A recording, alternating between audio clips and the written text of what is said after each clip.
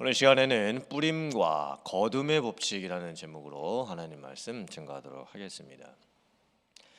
인간이 생명 다음으로 집착을 하게 되는 것이 무엇일까요? 그것은 바로 재물입니다.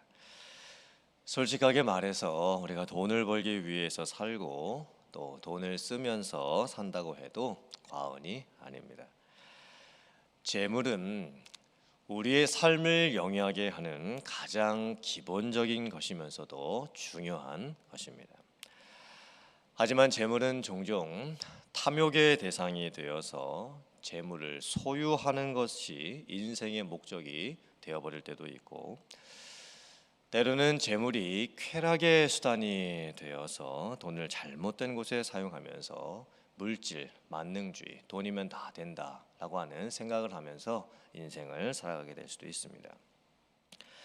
성경은 올바른 재물 사용에 대해서 상당히 많이 말씀을 합니다. 특별히 구약 시대에는 율법에 올바른 11조와 또 물질로 드리는 헌금에 대해서 강조가 많이 되어 있습니다.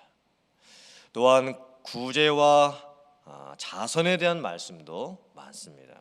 가난한 자, 과부, 또 고아, 사회적 약자 등을 보호하고 하나님 나라 공동체 안에 그 누구도 돈이 없어서 물질이 부족해서 어려운 일을 당하지 아니하도록 공동체가 함께 돌봐야 함을 말씀을 하고 있습니다.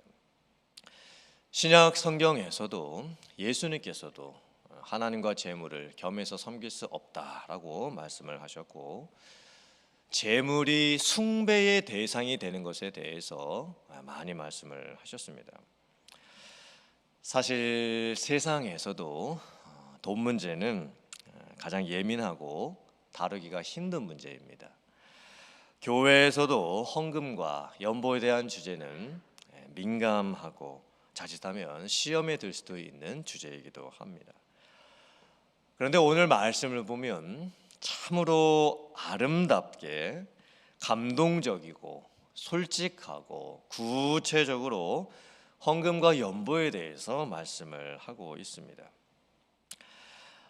헌금은 예배 시간에 하나님께 드리는 11조와 또 감사와 또 헌신에 대한 예물이고, 연보라고 하는 것은 구제와 자선과 선교를 위한 모금이라고 제가 말씀을 드렸습니다.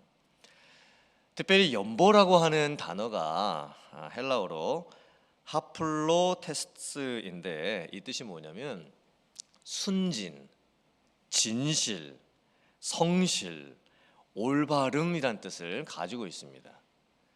즉 우리가 연보를 드린다고 하는 그 의미는 무엇이냐면 우리의 신앙의 순수한 표현입니다. 또 진실된 사랑의 표현입니다. 또 연보라고 하는 이 단어가 하드로스라고 하는 그 단어에서 유래가 되었는데 이 뜻이 무엇이냐면 살이 찐, 큰, 성숙해 있는, 두터운, 잘 자란 이런 뜻을 가지고 있습니다.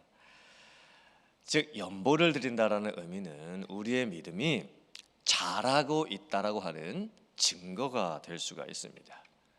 우리가 신앙생활을 처음 할 때는 헌금을 잘 드릴 수 없을 수도 있지요. 또 구제와 선교를 위한 연보도 잘 못할 수도 있습니다. 하지만 그분의 믿음이 자라가기 시작을 하면 연보는 나의 믿음이 있음을 증명하고 하나님께 나의 삶을 들여서 내가 헌신하고 있다라고 하는 그 증거가 될 수 있는 것입니다.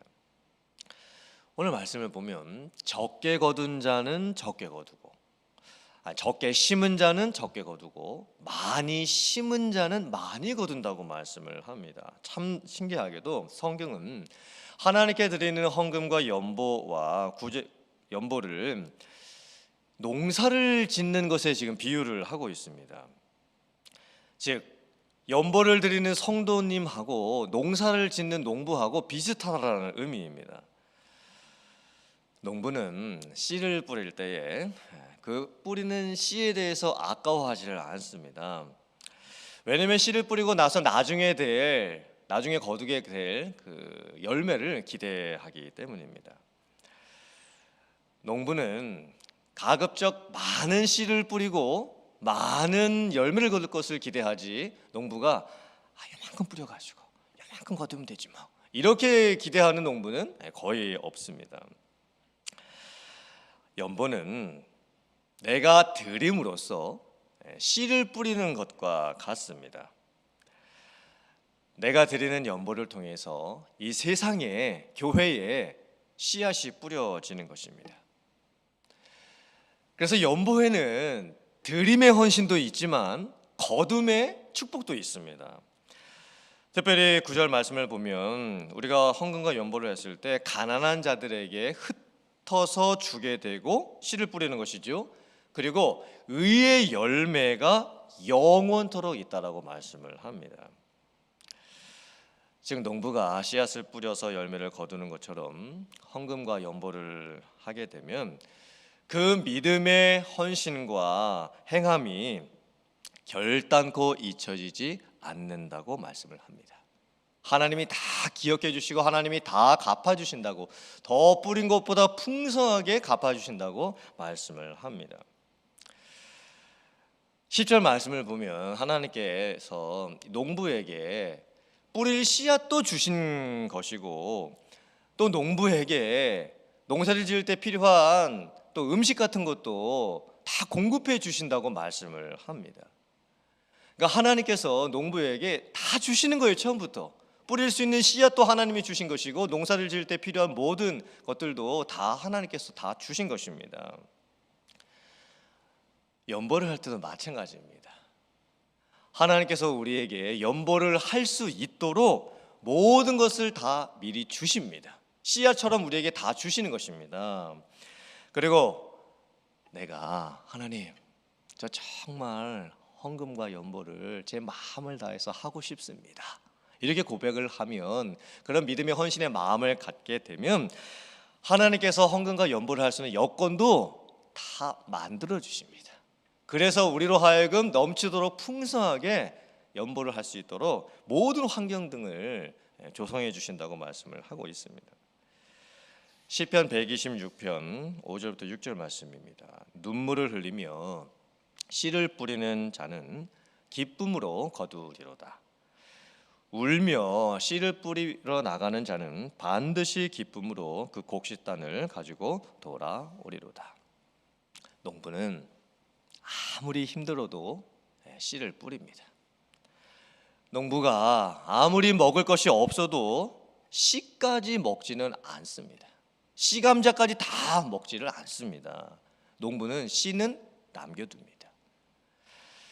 그리고 아무리 힘든 상황에서도 그 힘들게 모아놓았던 그 씨를, 결단코 버리지 않았던 그 씨를 뿌립니다.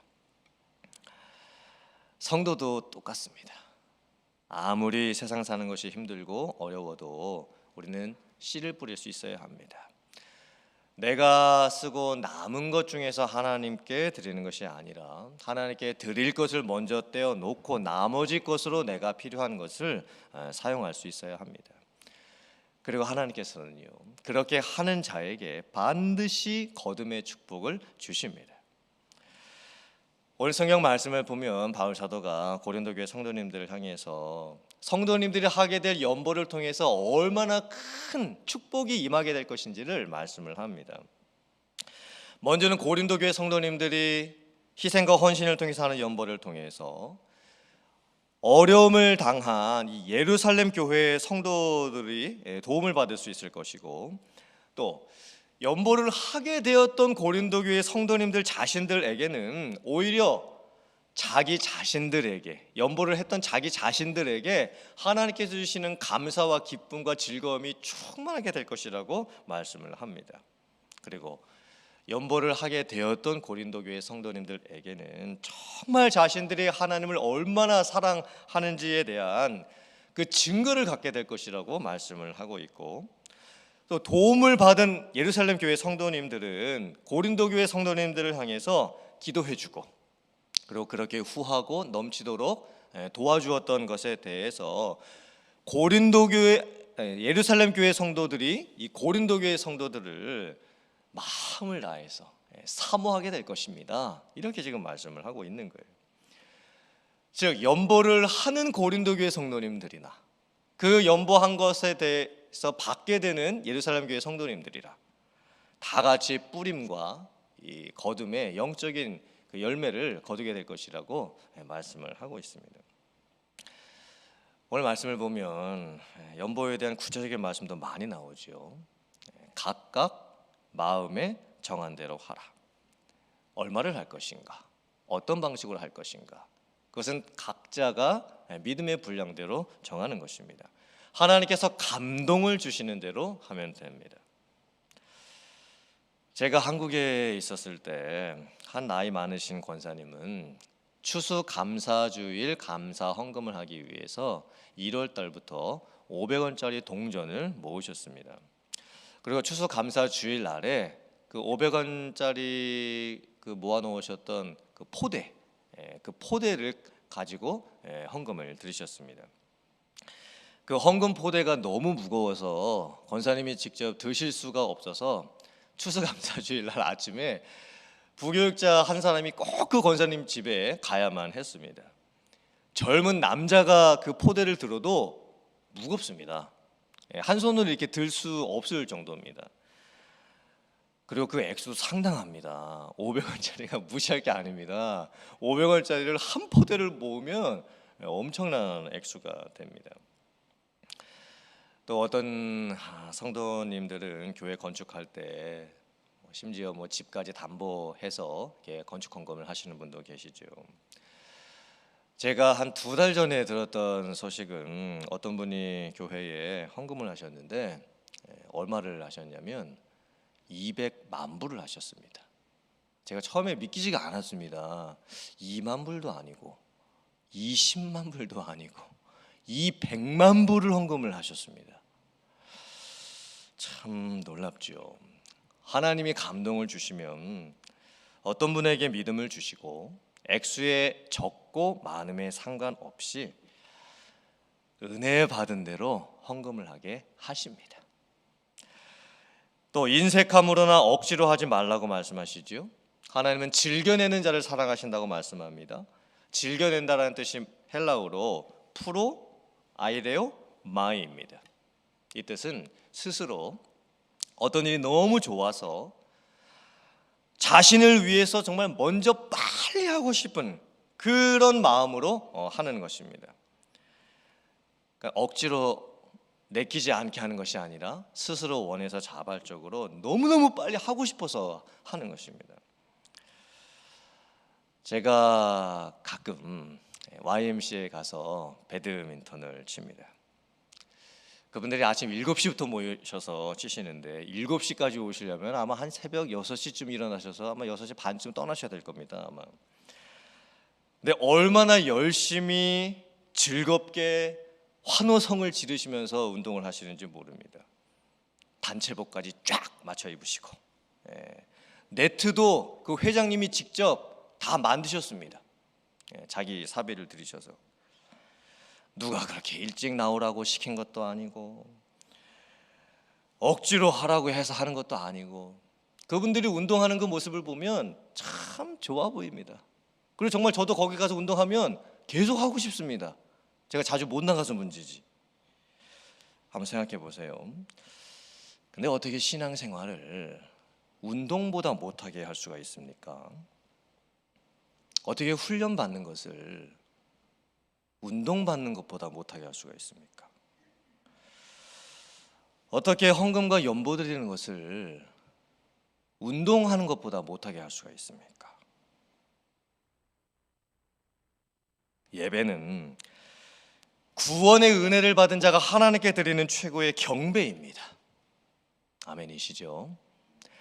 말씀 읽고 기도하는 것은 구원받은 자가 하나님과 동행하고 하나님과의 관계를 풍성하게 하고 싶어서 가장 원해서 하는 내 삶의 가장 우선시 되어야 할 것입니다. 헌금과 연보는 이 세상 모든 것의 주인이 하나님이 되심을 고백하고 내 모든 소유가 하나님의 것임을 인정하며 드리는 헌신의 고백입니다. 이 모든 것이 기쁨과 감사와 즐거움으로 자발적으로 하게 되는 것입니다. 예배만큼 기쁘고 말씀 기도만큼 기쁘고 헌금 드리고 연보하는 것만큼 기쁜 것이 세상에 어디 있습니까? 그 기쁨을 아시기를 바랍니다. 오늘 8절 말씀을 보면 하나님께서 능히 모든 은혜를 우리에게 넘치게 하셔서 우리들이 이 모든 착한 일을 넘치게 할 수 있게 하신다고 말씀을 합니다. 우리에게 능력이 있어서 우리에게 하나님의 일을 할 수 있는 힘이 있어서 하는 것이 아닙니다. 봉사도 헌신도 헌금도 사람의 힘으로 할 수 없습니다. 애초부터 사람의 힘으로 그것은 불가능한 것입니다. 모든 것은 하나님이 하시는 일입니다. 그런데 하나님께서 우리에게 은혜도 먼저 주시고 감동도 먼저 주셔서 뿌리게 하십니다. 그리고 하나님의 축복으로 다시 거두게도 해주십니다. 모든 것은 하나님이 하시고 하나님이 마치시는 일입니다. 애초부터 내가 결정해서 하는 것이 아니고 내가 헌신해서 하는 것이 아니고 내가 뿌린 대로 내가 거두는 것이 아닙니다. 사랑하는 성도님들, 여러분들에게 농부가 갖게 되는 그 헌신과 축복이 있기를 주님의 이름으로 축원합니다. 아무리 힘든 상황에서도 농부가 씨앗을 뿌리고 그리고 울며 씨를 뿌린 자에게 반드시 축복의 열매가 거두어지는 것처럼 여러분들이 하나님께 드리는 예배, 말씀, 기도 또 헌금과 연보에 대한 모든 것이 자발적인 헌신으로 이루어질 수 있기를 주님의 이름으로 축복드리고, 그리고 하나님께서 거두게 해주시는, 여러분이 뿌린 것보다 훨씬 더 많은 것들을 거두게 해주시는 그런 놀라운 은혜를 체험하는 성도님들 다 되실 수 있기를 주님의 이름으로 축원합니다. 아멘.